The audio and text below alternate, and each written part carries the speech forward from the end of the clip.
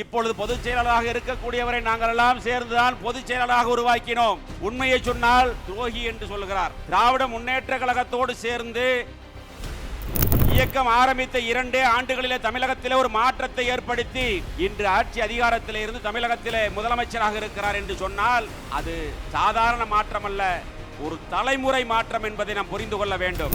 இனிமேல் தமிழகத்தில் வெற்றி கழகத்தினுடைய ஆட்சி, புரட்சி தளபதி விஜய் அவர்களுடைய ஆட்சிதான். சான்ஸே இல்ல.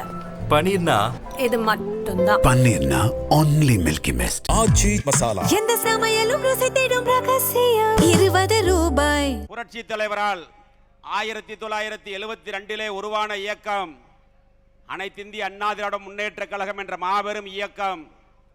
அந்த இயக்கம் தோன்றிய வரலாறு தீய சக்தியை, திமுகவை ஒழிக்க வேண்டும் என்று உருவான இயக்கம். தலைவர் இருக்கின்ற வரை அந்த இயக்கம் ஆட்சி அதிகாரத்தில் இருந்தது. இந்திய வரலாற்றில் ஒரு பிராந்திய இயக்கம் கட்சி தொடங்கிய உடனேயே பாராளுமன்ற இடைத்தேர்தலில் வெற்றி பெற்ற வரலாறை படைத்த தலைவன் புரட்சி தலைவர் எம்ஜிஆர். அதன் பிறகு கோவை சட்டமன்றத்தினுடைய இடைத்தேர்தல். இந்த 2 இடைத்தேர்தலுக்கு பிறகு 1977 இயக்கம் ஆரம்பித்த 5 ஆண்டுகளிலே ஆட்சி அதிகாரத்தில் இருந்து 11 ஆண்டுகாலம் தமிழகத்தை ஆட்சி செய்தவன் புரட்சி தலைவர் எம்ஜிஆர் அவர்கள். ஆனால் இன்று அந்த வரலாறை உடைத்து ஒரு சரித்திர சாதனை படைத்தவர் புரட்சி தளபதி நம்முடைய தமிழகத்தினுடைய முதலமைச்சர் விஜய் அவர்கள் என்பதை நாம் நன்கு அறிய வேண்டும். இயக்கம் ஆரம்பித்த 2 ஆண்டுகளிலே தமிழகத்திலே ஒரு மாற்றத்தை ஏற்படுத்தி ஒரு அரசியல் புயலை உருவாக்கி, ஒரு அரசியல் மாற்றத்தை உருவாக்கி இன்று ஆட்சி அதிகாரத்தில் இருந்து தமிழகத்திலே முதலமைச்சராக இருக்கிறார் என்று சொன்னால் அது சாதாரண மாற்றம் அல்ல, ஒரு தலைமுறை மாற்றம் என்பதை நாம் புரிந்து கொள்ள வேண்டும். இந்த அரசியல் மாற்றம் என்பது ஒரு தலைமுறை மாற்றம். அதேபோல தலைவருக்கு பிறகு இந்த இயக்கத்தை வழிநடத்திய தங்க தலைவி புரட்சி தலைவி அம்மாவுடைய கொள்கையும் அதேதான். தீய சக்தி திமுகவை ஒழிக்க வேண்டும் என்று நோக்கத்தோடு தமிழகத்தினுடைய முன்னேற்றத்திற்காக தன் வாழ்நாளை அர்ப்பணித்த தலைவி தங்க தலைவி புரட்சி தலைவி அம்மா அவர்கள்.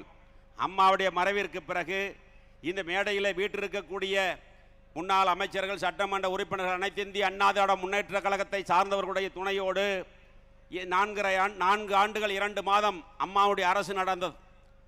இப்பொழுது பொதுச் செயலாளராக இருக்கக்கூடியவரை நாங்கள் எல்லாம் சேர்ந்துதான் பொதுச் செயலாளராக உருவாக்கினோம். ஆனால் அவருடைய தவறான முடிவுகளால் இன்று இந்த இயக்கம் தள்ளாடி கொண்டிருக்கிறது என்பதற்கு இதுதான் மிகப்பெரிய உதாரணம். உண்மையை சொன்னால் துரோகி என்று சொல்கிறார்.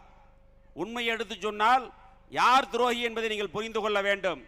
திராவிட முன்னேற்ற கழகத்தோடு சேர்ந்து ஆட்சி அமைக்கலாம் என்று சொல்வது சரியா என்று இந்த இயக்கத்திலிருந்து விலகி இன்று தமிழக வெற்றி கழகத்தில் இணைத்துக் கொள்ள வந்திருக்கக்கூடிய ஒவ்வொரு தொண்டனும் நினைத்து பார்த்துத்தான் இன்று புரட்சி தளபதி தலைமையை ஏற்று இங்கே இந்த இயக்கத்தில் தங்களை இணைத்துக் கொள்ள வருகின்றிருக்கிறார்கள் என்பதை நாம் எண்ணி பார்க்க வேண்டும். 42 ஆண்டுகள் இயக்கத்தில் உறுப்பினராக இருந்து 25 ஆண்டுகள் தீவிர அரசியலிலே இருந்தவன் நான். உள்ளாட்சியிலே பல்வேறு பதவிகளில் இருந்து புரட்சி தலைவி அம்மா அவர்கள் அடையாளம் காட்டப்பட்டு 5 ஆண்டுகள் போக்குவரத்து துறை அமைச்சராக பதவி கொடுத்து அழகு பார்த்த தாய் புரட்சி தலைவி அம்மா அவர்கள். கரூர் சட்டமன்றம் என்று சொன்னாலே உங்களுக்கு நன்றாக தெரியும். அது தமிழக வெற்றி கழகத்தினுடைய வரலாற்றில் ஒரு கரும்புள்ளியாக இருந்தது கரூர் சம்பவம் என்பதை நீங்கள் தெரிந்து கொள்ள வேண்டும். 41 அப்பாவி உயிர்கள் இறந்தது தளபதி அவர்கள் கரூர் வருகையின் போது.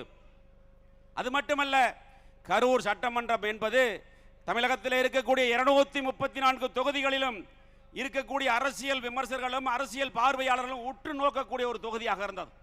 ஏனென்று சொன்னால் அந்த தொகுதியில் அதிகாரத்தினுடைய உச்சத்தில் பல்வேறு பொய் வழக்குகளையும் பணத்திமிரில் தன்னுடைய அதிகாரத்திலும் பணத்தை வைத்து ஜெயித்து விடலாம், ஆட்சி அதிகாரத்துக்கு வந்து விடலாம் என்று சொன்னவர்களுக்கு மத்தியில் மிகப்பெரிய போராட்டத்திற்கு இடையில் நாம் வெற்றி பெற்றோம். இருந்தாலும் வெற்றி பெற்ற பிறகும் சட்டமன்ற உறுப்பினர் பதவியை துறந்து இன்று புரட்சி தளபதியினுடைய தலைமையில் இந்த இயக்கத்தில் கரூர் மாவட்டத்தில் இருக்கக்கூடிய அனைத்திந்திய அண்ணா திராவிட முன்னேற்ற கழகத்தின் நிர்வாகிகள் அத்தனை பேரும் இங்கே வருகின்ற தங்களை இதில் இணைத்துக் கொண்டிருக்கிறார்கள் என்று சொன்னால் இன்று அரசியலுடைய நிலை என்ன என்பது தெரியும். ஒரு தலைவன் சரியான முடிவு எடுக்காமல் இருந்தால் அந்த இயக்கம் எப்படி போகும் என்பதற்கு உதாரணம் தான் இன்றைய நிலை என்பதை நீங்கள் தெரிந்து கொள்ள வேண்டும். அப்பேற்பட்ட மிகப்பெரிய இயக்கம் 1.5 கோடி தொண்டர்கள் இருக்கிறார்கள். அடிமட்ட தொண்டனுடைய உணர்வை புரிந்து கொள்ள வேண்டும். நான் பல மேடைகளில் பேசும் பொழுது சொல்வேன், கீழே இருக்கக்கூடிய தொண்டன் கொடி பிடித்தால்தான் அந்த இயக்கத்தினுடைய தலைவன் கோட்டையிலே கொடியேற்ற முடியும் என்பதை புரிந்து கொள்ள வேண்டும். அப்பேற்பட்ட மாபெரும் இயக்கம், அந்த இயக்கம் திராவிட முன்னேற்ற கழகத்தோடு சேர்ந்து ஆட்சி அமைக்கலாம் என்று சொல்கிறார்கள். அதை பற்றி எல்லாம் கவலைப்படாதவர்கள் உண்மையை எடுத்து சொன்னால் துரோகி என்று சொல்லுகிறார்கள். எனவே இன்று தமிழகத்தில் ஒரு மிகப்பெரிய அரசியல் புரட்சி ஏற்பட்டிருக்கிற, தமிழகத்தில் அல்ல இந்தியாவே திரும்பி பார்க்கின்ற வகையில் நம்முடைய புரட்சி தளபதி நம்முடைய முதலமைச்சர் அவர்கள் ஒரு அரசியல் மாற்றத்தை ஏற்படுத்தி இருக்கிறார். இப்பொழுது மட்டுமல்ல, தலைவர் இருக்கின்ற வரை 11 ஆண்டுகள் 3 முறை தமிழகத்தினுடைய முதலமைச்சராக இருந்தார்.